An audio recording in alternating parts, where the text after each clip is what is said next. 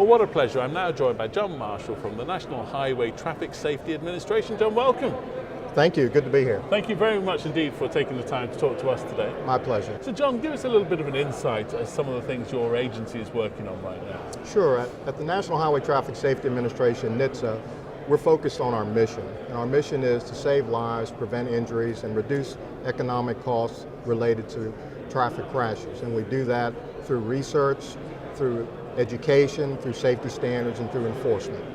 What are some of the particular programs that you're working on? Well, in particular, as with regards to IACP, we're focused on traffic enforcement, and we have very valuable partners in law enforcement, and specifically one of our key partners is with IACP.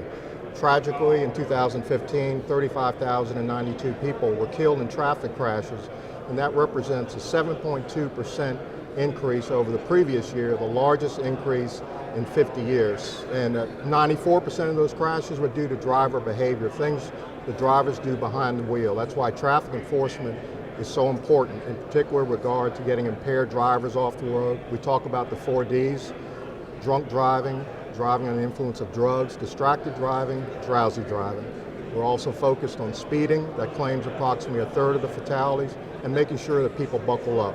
And these are all obviously things that law enforcement deals with every day with traffic stops. And what about particularly with law enforcement and maybe vehicles that they're pulling over? What are some of the safety procedures you're working on with that?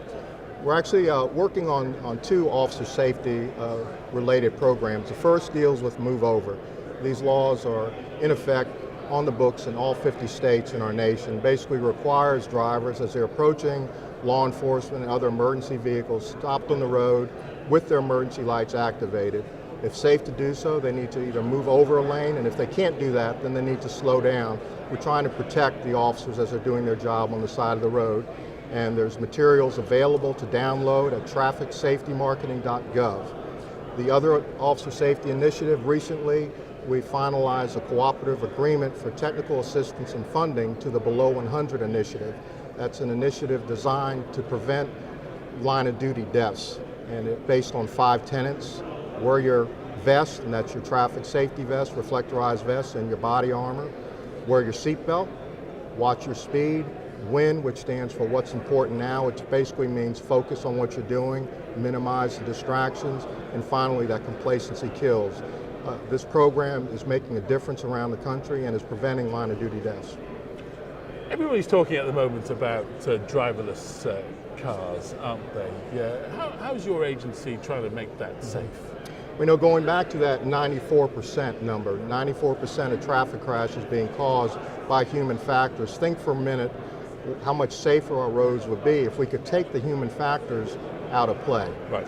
And recently, U.S. Transportation Secretary Anthony Fox and our NITSA administrator, Dr. Mark Rosekind, released the Federal Automated Vehicles Policy that lays the foundation for safe testing and the deployment of self-driving technologies by providing safety assurances while at the same time facilitating innovation. So obviously there's great potential there to not only reduce traffic crashes and injuries, but to save lives. Well, John, thank you ever so much indeed for, we could talk to you all day, couldn't we? But thank you for joining us, really appreciate it. Thank you very much, I appreciate the opportunity.